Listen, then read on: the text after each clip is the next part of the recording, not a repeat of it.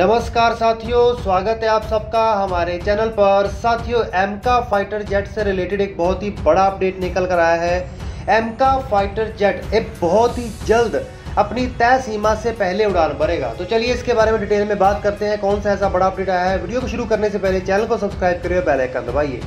साथियों, किसी भी स्टेल्थ फाइटर जेट को बनाना हो या किसी भी फाइटर जेट को बनाना हो तो उसमें सबसे ज़्यादा इंपॉर्टेंट होता है उसका एयर फ्रेम। उसका एयर फ्रेम कैसा होगा, उसके एयर फ्रेम का डिज़ाइन कैसा होगा, उसके अंदर किस तरीके की धातु का इस्तेमाल किया जाएगा। इसी के तहत एमका फाइटर जेट को बनाने के लिए एक धातु को चुना गया है जिसका प्रोडक्शन और जिसको डिलीवर भी कर दिया गया है। ये धातु है टाइटेनियम एलॉय। इसके चलते टाइटेनियम एलॉय की स्लैब्स को डिलीवर कर भी दिया गया है मैदानी ग्रुप के द्वारा। ये कि एक पब्लिक सेक्टर कंपनी है। ये एयर फ्रेम एक प्राइवेट कंपनी द्वारा वेमटेक द्वारा बनाया जाएगा। इसके अंदर काफ़ी सारे डिज़ाइंस किए जाएंगे। देखिए, टाइटेनियम एलॉय बहुत ज़्यादा इंपॉर्टेंट हो जाता है। क्यों? क्योंकि टाइटेनियम एलॉय बहुत सारे महत्वपूर्ण काम करता है। सबसे पहली बात तो जो इंजन होता है वो बहुत ज़्यादा गर्म हो जाता है क्योंकि हीट निकलने की वजह से। एक तो उसकी हीट को सहने की क्षमता होती है, दूसरा जो रेजिस्टेंस होता है, एयर प्रेशर होता है, उसको सह सकता है। और किसी भी फाइटर जेट के लंबे समय तक चलाने के लिए उसके एयर फ्रेम का एक बहुत लंबे समय तक जिंदा रहना बहुत ज़रूरी है। उसकी लाइफ साइकिल बहुत अच्छी होनी चाहिए। तो इसी के चलते टाइटेनियम एलॉय को चुना जाता है और ये हल्का भी होता है वजन में, जिसके चलते ज़्यादा चीज़ों को जोड़ा जा सकता है, ज़्यादा टेक्नोलॉजीज़ को जोड़ा जा सकता है, ज़्यादा वेपन्स को जोड़ा जा सकता है और ज़्यादा से ज़्यादा उसको कैपेबल फाइटर जेट बनाया जा सकता है। और इसमें सबसे बड़ी बात ये निकल कर आई है कि इसमें ज़्यादा लंबा चौड़ा समय नहीं लगाया जाएगा। एयर फ्रेम बनाने के बाद इसके अंदर जितने भी इंजन वगैरह है, जितनी भी टेक्नोलॉजीज है, जितने भी इसके इक्विपमेंट्स हैं, इसके अंदर फिट कर दिए जाएंगे और इसके बाद इसे डीआरडीओ को दे दिया जाएगा।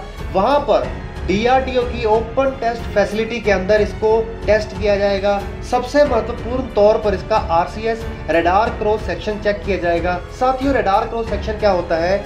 कोई भी फाइटर जेट या कोई भी दुश्मन का अगर जेट हमारी सीमा में आता है तो हम अपने रडार को लगा कर रखते हैं, जो रेस को छोड़ते हैं। बाद में वो रेस जब वापस आती है तो क्या होता है, वो बताता है कि कौन सा हथियार है, मिसाइल है, फाइटर जेट है, वो कितनी तेजी से आ रहा है, कितना बड़ा है। तो उसी के चलते ये इंफॉर्मेशन देने का काम करता है। लेकिन अगर इसका आरसीएस बहुत बढ़िया होगा तो क्या होगा कि वो सारी की सारी तरंगों को वही सोख लेगा और जो तरंगे वापस रडार के पास जाएंगी तो उस आरसीएस में ये एमका फाइटर जेट एक पतंग के मुकाबले या एक छोटी सी चिड़िया जैसा ही दिखेगा। तो उनको पता नहीं चलेगा कि कोई फाइटर जेट हमारी टेरिटरी के अंदर घुस के आया है। इसके बाद इस टेस्ट को कंप्लीट करने के बाद ये चेक करेगा कि इसके अंदर कोई फ्लॉज तो नहीं है, हमारी बनाई हुई टेक्नोलॉजीज के अंदर कोई फ्लॉज तो नहीं है। देखिए, रडार क्रॉस सेक्शन को दूर करने के लिए सबसे बड़ा चीज़ तो ये होती है कि जो मिसाइल्स होती हैं उसको बाहर ना लगाकर इंटरनल बे में लगाया जाए। इंटरनल बे किसी भी फाइटर जेट के अंदर एक जगह बना दी जाती है उसकी टम्मी साइड पे, जहाँ पर मिसाइल्स को फिट किया जाता है। तो ये चीज़ की गई है ताकि मिसाइल्स को अंदर रखा जा सके, रडार क्रॉस सेक्शन को कम किया जा सके।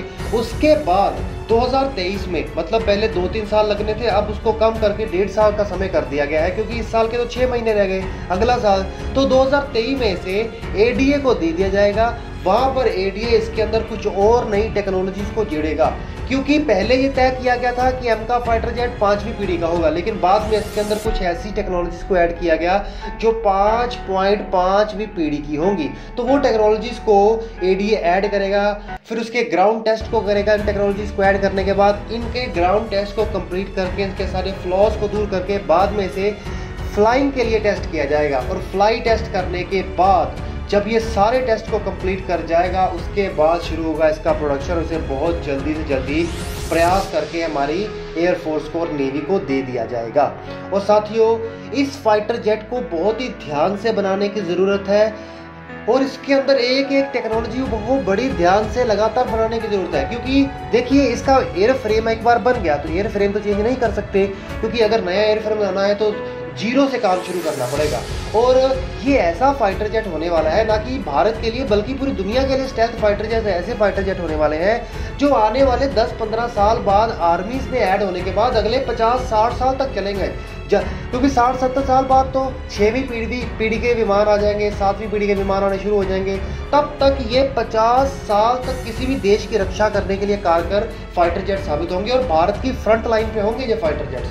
तो इसको बनाना बहुत ज़रूरी है और हमारे प्यारे भारत की रक्षा करने के लिए तो ये बहुत ज़्यादा इंपॉर्टेंट है। तो साथ ही आप लोग नीचे कमेंट करके बताइएगा कि आपको क्या लगता है कि भारत का एमका तय सीमा से पहले, तय समय से पहले भारत को मिल जाएगा, कि आपको क्या लगता है कि भारत में एमका फाइटर जेट को बनाने के लिए उसका जब प्रोडक्शन किया जाएगा कितनी संख्या में इसको बनाना चाहिए? 200 की संख्या के पार होना चाहिए, क्योंकि वैसे भी मैं आपके लिए एक बहुत ही बड़ी वीडियो लेकर आने वाला हूं जिसमें मैं आपको इंडिया का मतलब मोदी का इंडियन एयरफोर्स प्लान बताऊंगा।